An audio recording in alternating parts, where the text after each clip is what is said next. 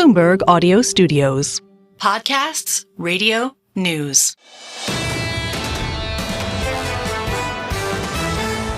This is the Bloomberg Surveillance Podcast. Catch us live weekdays at 7 a.m. Eastern on Apple CarPlay or Android Auto with the Bloomberg Business app.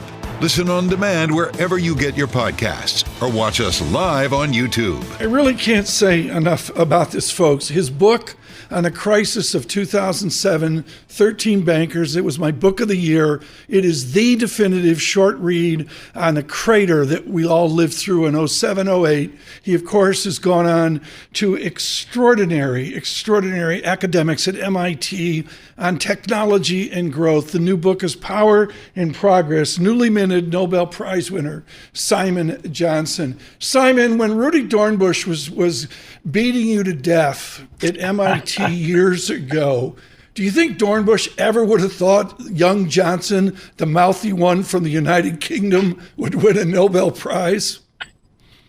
No, I'm pretty sure he would be just as surprised as I am today, Tom. It's just wonderful. Simon Johnson, let's talk about the why of this Nobel Prize with James Robinson of Chicago and, of course, Darren and you over at MIT. There's a presser at 10 a.m., folks. Simon Johnson, why should we study, fear, or enjoy our modern technology? I think technology drives everything, Tom. You're well aware of that. And the question is, whose technology? Who has what priority? What's their vision? Is it an inclusive vision, or is it a vision in which only a few people have good jobs and everybody else is really scrambling? That's been super important over the last 250 years. We've had some good episodes and some really bad ones. And I think it's all in play again with artificial intelligence. In play with this, Simon Johnson, is this election. I mentioned this the other day. It parallels 1840, 1850. There's almost a Luddite part of America that is afraid of the consequences of technology. What is the Acemoglu Johnson Robinson prescription? Well, Doron and Jim should speak for themselves. But my view, Tom, is that technology has hurt people. We've had excessive automation in the past 40 years. We've not generated enough new good jobs, so jobs where you actually get paid good money and you can live well. And we've got to do better on that. I think that that's really a fundamental driving importance, irrespective of the election outcome. Where are the good jobs going to come from? And can we keep pace with or get ahead of automation? Because, automation is going to happen like it or not. So you really got to work a lot harder to generate more science, more technology, deploy that, commercialize that, scale that up, and generate more good jobs all across the country. Can be done, but it's a top priority. And I think it needs to be elevated as a priority right now.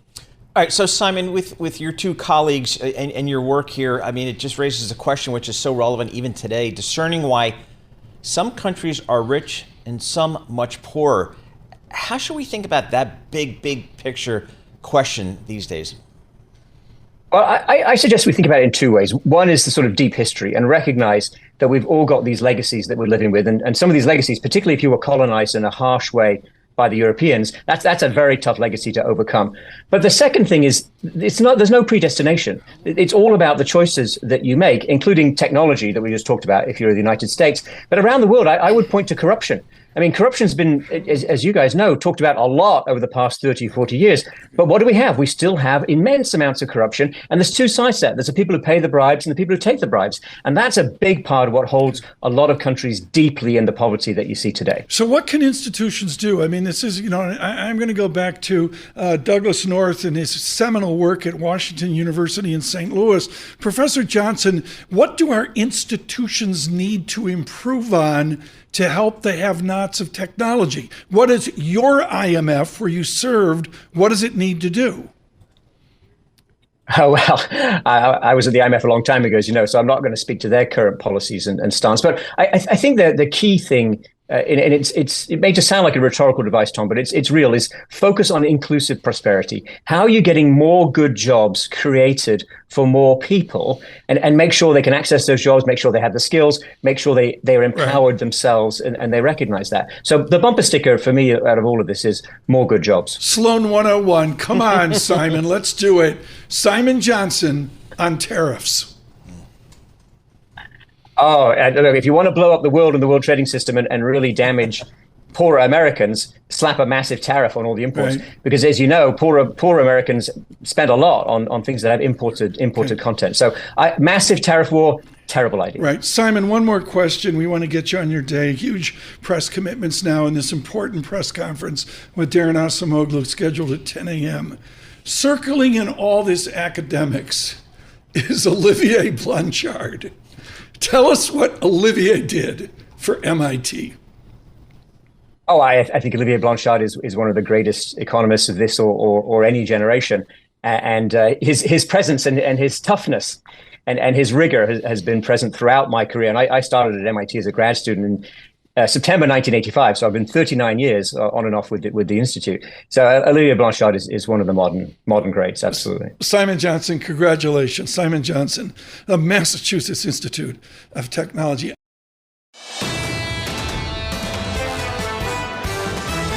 You're listening to the Bloomberg Surveillance Podcast. Catch us live weekday afternoons from 7 to 10 a.m. Eastern. Listen on Apple CarPlay and Android Auto with the Bloomberg Business app. Or watch us live on YouTube. Right now, this is an important conversation. Lori Calvasina with us, RBC Capital Markets. Lori, I'm really not a big one of linking elections into equity market performance. The adults at RBC Capital Markets go there, link the election to the 2025 equity performance. So in terms of looking ahead, I hate to break it to you, Tom, but I think stocks tend to do well in any balance of power environment. We've actually back tested that over time. I think that any election issues that we have in the equity market are the nature of short-term repricings that we have to work through. And there are clearly, a lot of people out there who do care about those short-term repricings. If you look historically, though, whether it's Democrats control everything, Republicans control everything, different variations of split government, stocks do tend to go up. And what's interesting to me is that the two best historical scenarios, Republicans control everything or Democratic presidency with a split Congress, those are the two that have been most in focus for investors recently. So I think the election is something we've got to get through. We'll deal with it. We'll reprice what we need to reprice, and then we'll move on. Can I rip up the script here, folks? we have the best radio studio in the world. It's incredibly wired in. Right now on television, there's not Bloomberg TV, on all of American television, for those of you internationally, there's young studs standing in front of poll results, Paul, and their hands are all going like this. On radio, they're like certain, they're pointing, it's this and this. Do we have a clue, Paul Sweeney, about the polls? I do not. I assume the polls are almost worthless to me. It's like entertainment. And it's not just here in the U.S. You think about what happened in Brexit and other places where the polls just, I think, well said. Really well said. So, Lori, we're getting into the earnings season here. This is something we can really sink our teeth into, earnings here. What do you need to see this earnings season? What does the market need to see this earnings season? So it's a great question, Paul. We put out our weekly this morning, and I made some housekeeping adjustments to my earnings number. And I said, you know what? We did this. It's not that important. At this point in time, the numbers for the year are pretty much set. Companies have a way of achieving those bars. So I really don't care about beat stats, any of that kind of stuff. And frankly, companies are not going to be giving us a lot of guidance this time of year in terms of official numbers. I'm looking for two things. Number one, what are the qualitative comments around things like the U.S. election, the Fed and interest rates, the health of the consumer? I think those are all big things that we've got to monitor. They've been in focus. But really, frankly, Paul, these have been, the comments I'm hearing for companies have been one of the big things keeping me in the soft landing camp, even at times when that soft landing thesis has been doubted. So we're going to be watching that. The second thing I think we need to watch, and this is more quantitative, but can mega cap growth continue its earnings dominance going forward, or can the rest of the market, and I'm thinking more S&P X Mag 7 here, but can they step up and really become the dominant force on earnings? Right. So far, hasn't really happened yet, and I think that's why the rotation trade keeps happening in fits and starts. Lori Calvasina, my chart of the weekend was a simple two-line chart, and one line was the S&P going up over 8, 9, 10 years, and international markets just going nowhere. Bring that over to your expertise in mid caps and small caps. Is there finally a lift looking out 3 years to mid caps and small caps? Oh, Tom, I would like to say so. I can't quite get there. I've been feeling a little bit better about the small caps recently, just from the perspective of the economic tailwinds are returning. U.S. economic surprises are turning positive. GDP forecasts are nudging up.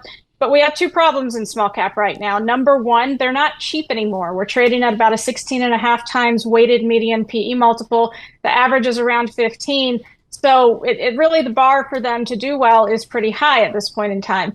Secondly, we have seen a number of rallies in small cap over the last year and a half. They've started when the stocks are cheap. People get excited about the Fed. I think that Fed aspect is played out at this point. But the other thing we've seen when those rallies have gotten started is that small caps look oversold on the CFTC data. And guess what? A couple of weeks ago, they actually saw positioning surge, and we're back up to levels that are pretty darn close to the 2016, 2017, and 2018 highs. So oddly enough, even though the performance has been, kind of choppy and we haven't had that big sustainable lift, it does look to me like the positioning's kind of starting to get full again. Look at that. She's, Yep. it's our optimist of the day. She knows what she's doing. Lori, what screens well for you guys these days? It feels like this market's a little long and in tooth. Any new ideas for folks to think about? Yeah, so, we actually, did our big analyst survey that we do once a quarter. We did that last week, and we made some changes on our sector recommendations. We kept our overweights on for financials and materials. Our analyst levels of enthusiasm are pretty bullish there, and the valuations look pretty reasonable to me. But those are continued calls. The thing that we did that was new was that we downgraded utilities from overweight to market weight, and we upgraded healthcare from market weight to overweight in its place. And I will tell you a couple things on healthcare. One, very, very robust outlooks from my analysts. So we like that vote of confidence. My utility analysts are constructive, but not quite as much. Secondly, we think we've got a better valuation story in healthcare than utilities. We upgraded utilities to start the year when it was cheap. We kind of dumb-lucked our way into the AI trade, but we think that valuation moment is past. And, look, healthcare flows have been improving. They're not wildly positive yet, but we think we're turning the corner. And also, I think the election risk is behind it, and neither candidate's talking much about healthcare. What's great about this, CFA level 4, there's an entire section on dumb luck. Yeah, I love it when somebody smart like Lori says, hey, every once in a while you get lucky. Oh, you have no idea. Lori Calvasina, thank you so much for dumb luck. Greatly appreciate it. RBC Capital Markets. This is the Bloomberg Surveillance Podcast. Listen live each weekday starting at 7 a.m. Eastern on Apple CarPlay and Android Auto with the Bloomberg Business app. You can also listen live on Amazon Alexa from our flagship New York station. Just say, Alexa, play Bloomberg 1130. Joanna Chua, you're an expert on China out of Hong Kong with Citigroup. Is China falling behind technologically? If Acemoglu, Johnson, or Robinson looked at China, are they technology losers? I think there's no one-size blanket, kind of statement, because it depends on which part of technology. I mean, clearly in some parts of technology, China is winning, right? When it comes to clean tech, when it comes to dominating supply chain and on metals and minerals, they pretty much have it down to pat, to the point that Western nations are now all running after each other, putting tariffs. But obviously, I mean, they're still catching up on semiconductors, which is one of the weak points, and that's what Biden administration has been trying to do. So obviously, that's inducing them to double down on industrial policy, and that's why people are very worried, because this type of strategy of industrial policy, which is very supply friendly and lack of demand support, is basically a recipe for deflationary pressures. And people are worried that that's not being sufficiently addressed, which is why people have all been waiting for this MOF press conference over the weekend. And what did you take from this? Yeah, so it's interesting, right? You look at the price action in the market, it's very mixed, right? So you see onshore kind of rallying, offshore obviously disappointed. So people are still kind of grappling with how to interpret it. And the way I look at it is it's kind of a mixed bag. So basically, people were looking for three things in the stimulus. They were looking for a numerical target of what type of stimulus amount. They were looking for composition of the stimulus, and people were really hoping for some new demand side support, especially for consumption. And then the third thing is people were looking for forward guidance. Any clarity of what else, it's already October, so you really need to look for forward guidance next year onwards. And what we got was kind of underwhelming on the first two. Yep. Basically, we didn't get a numerical target, and actually it was very disappointing. There was very little. A lot of the focus on the 4 incremental policy was more about local government. These are important problems: local government finances, property. But they only unveiled a little bit on student subsidies. Really nothing. There's no signs of a major kind of pivot towards new additional demand stimulus or consumption support. And then they talked about bank recapitalization. But then on the third thing, on the forward guidance, this is where I think things actually surprised a little bit more on the upside, because I think the finance minister Lan, and this was more reassuring than the NDRC press conference, he did say that central government has a lot of room for debt to increase the debt and the deficit. So a big source of contention in China is they've been stuck with this 3% deficit ceiling. So the fact that they're signaling more room is kind of a very reassuring sign. And then the other thing that was also kind of forward guidance was a little bit more encouraging is the fact that they were talking about potentially a largest ever kind of local government debt swap. And they're talking about using special bond quota to buy housing and land supply. But it changed Hong Kong where you are, and everybody Yes. on our team there says it's changed dramatically. Do you see Beijing changing from the certitude of whatever the modern Marxist-Leninist state is? Do you see them amending their politics to jumpstart their nominal GDP and, frankly, to protect the yuan? Look, I think there is some sign. I mean, obviously, we've had a lot of, state intervention, obviously, during the pandemic and the regulatory shocks and a lot of the sectors, which really impacted animal spirits. I think obviously, the signaling from Xi now is trying to become much more friendly to private sector. But you know how it is, right? Once trust is lost, it takes a long time to regain. So although there's a lot of verbal rhetoric to kind of support private sector, level the playing field, he's trying to open up. I mean, people have been so scarred. It's like post-traumatic stress syndrome. It takes a while. So people are still very skeptical. So I think there is a verbal shift, but it's not yet sufficient really to turn around animal spirits. And then the problem is really that we haven't had any kind of significant kind of consumer household support. And so the deflationary pressures continue to linger. Real estate continues to be on a down cycle. So the counter-cyclical policy support, not to mention the lack of animal spirits, the trust deficit, which takes time, there's also a lack of counter-cyclical fiscal support to get people to feel confident about their job and income prospects. So you kind of have this kind of negative feedback loop which they're trying to arrest. So I think since September 24, when we had the joint press conference with the PBOC and all there's clearly a sign that government realized they have to pivot. There's clearly a sign. It's just a question of trying to figure out, is it enough? And like I said, it's kind of a mixed bag what we got over the weekend. It seems like they're going to do something, but we don't have details. And even though the policy in the short term seems kind of incremental, hopefully we'll get some more clarity end of the month. I want to see, I'm speaking for all the luxury retailers on Fifth Avenue and Madison Avenue. They've seen the European tourists come back. They have not seen the Chinese.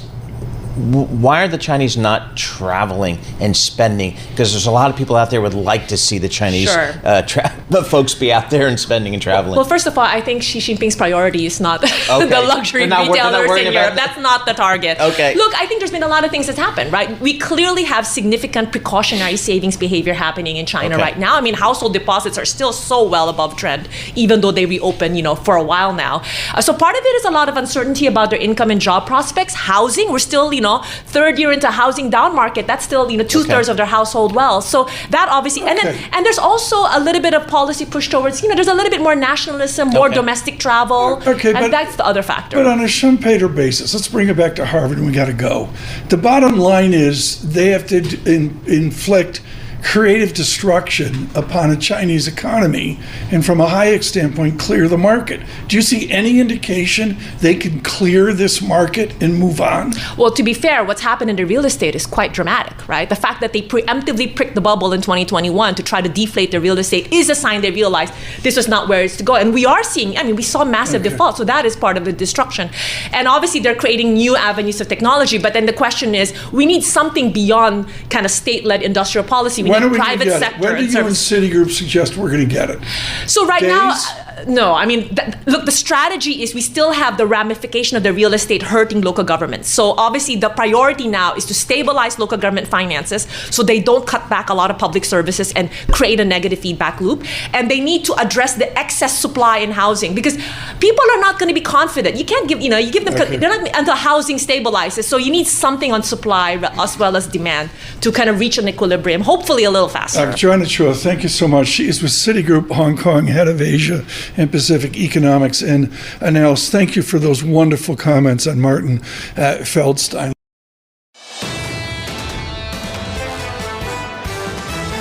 This is the Bloomberg Surveillance Podcast. Listen live each weekday starting at 7 a.m. Eastern on Apple CarPlay and Android Auto with the Bloomberg Business app. You can also watch us live every weekday on YouTube and always on the Bloomberg Terminal. We've got Lady Amrita Sen. We're giving her promotion this morning with energy aspects as well. Amrita, we're thrilled you're here. I got to go to oil in a minute. But the first 100 days for labor, forget about Labor Tory and all that, but the first 100 days for Secure has been a challenge, right? It has been a challenge. I think from an energy policy standpoint, very few people are happy about certain kind of policies that are being talked about right now. Not a lot of clarity for investments for companies.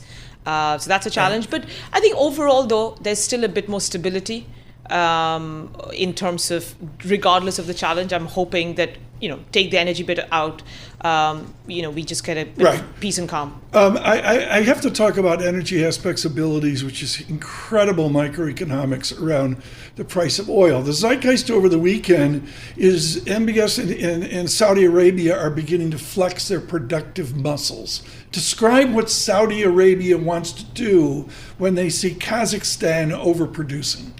So I think, Tom, you'll be the only one who'll understand when I say this, right? Because I've struggled explaining this. What Saudi Arabia is saying is, we don't want a free rider problem.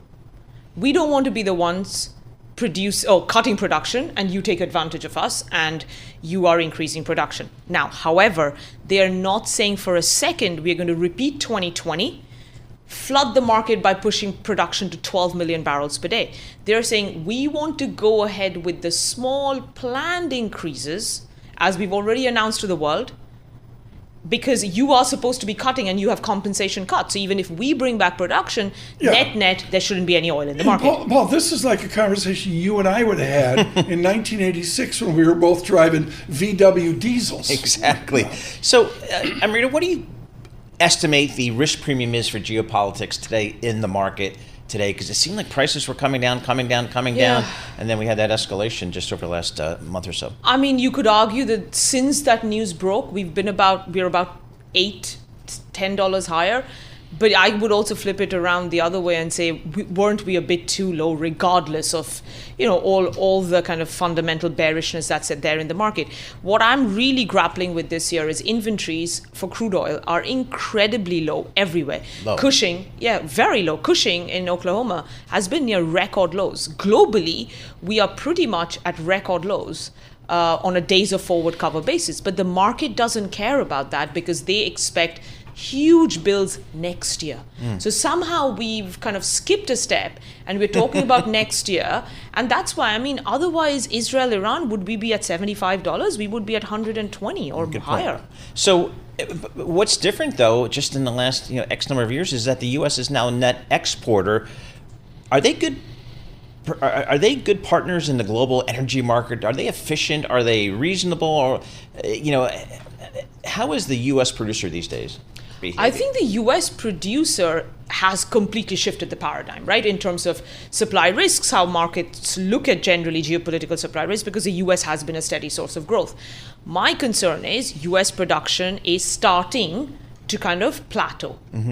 Doesn't mean it's going to start declining. This year, U.S. production is flat versus last year.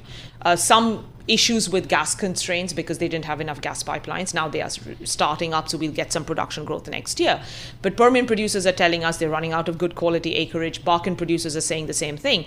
So I don't think, fast forward 2 years, the U.S. is necessarily going to be the kind of savior it has been in this market. And I just sense a huge amount of complacency in this market because there's a lot of recency bias. So we're, let's call it just under $80 a barrel. Everyone listening and watching us, good morning, on YouTube, is like, wait, why isn't oil higher given the Eastern Mediterranean? His geopolitical, what's your number value of geopolitical risk if we actually get geopolitical risk? Is it $10 a barrel? I think it's going to be higher because everybody in this market is short. But now, what is a geopolitical risk? I think the market is tired of putting in a premium because over the last 5 years, we haven't lost supplies because of geopolitical risk headlines. What the market will have to see is an actual supply loss. If you do see that, then I think the upside is significantly higher. How about Russia? Wasn't that a supply loss, or is that oil still getting out of the system? It's just redirected, right? And I think that was a big turning point for the market because a lot of traders bet on Russian oil being lost. But the sanctions were pretty toothless in terms of actual supply losses. It just was always about hurting revenues. So we've had all that oil go to the east. India and China are buying all that oil. And that's not been a problem. Is it not a problem for Europe? I mean, has Europe weaned itself off of Russian energy? By force, yes. I mean, Okay. Europe still consumes 14 to 15 million barrels per day of crude oil, as in refines about that much. I mean, it varies depending on your definition of Europe and so on. So it's now paying up for it. It's more expensive for Europe. I want to audible here. We can do this with Amrita Sen. As we prepare for a conversation with Keir Starmer, the compare is with Tony Blair. From where you sit in London, Amrita Sen, he wants to capture that pixie dust of Tony Blair, but he just can't do it in this time and place. Am I right? I think that's fair. And I'm not 100% sure that he necessarily wants to be the next Tony Blair either, given everything else that's going on in the Middle East. And I think he's been very clear about where UK's position is. But I think he does have a lot of challenges at hand.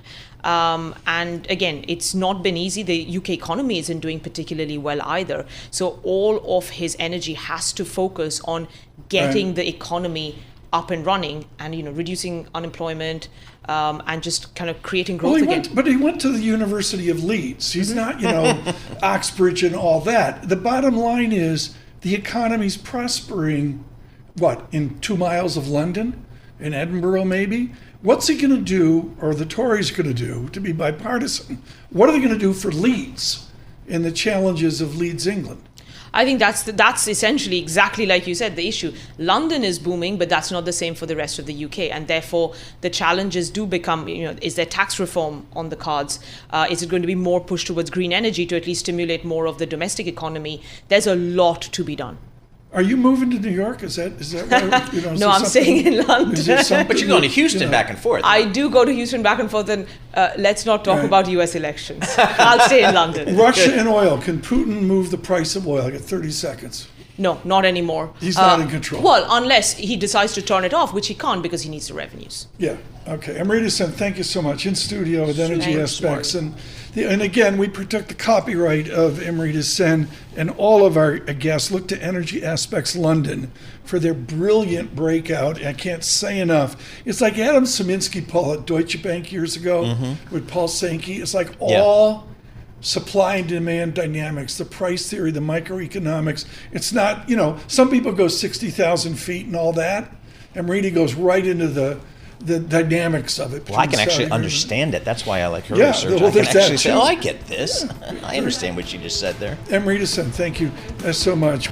This is the Bloomberg Surveillance Podcast, available on Apple, Spotify, and anywhere else you get your podcasts. Listen live each weekday 7 to 10 a.m. Eastern on Bloomberg.com, the iHeartRadio app, TuneIn, and the Bloomberg Business app. You can also watch us live every weekday on YouTube and always on the Bloomberg Terminal.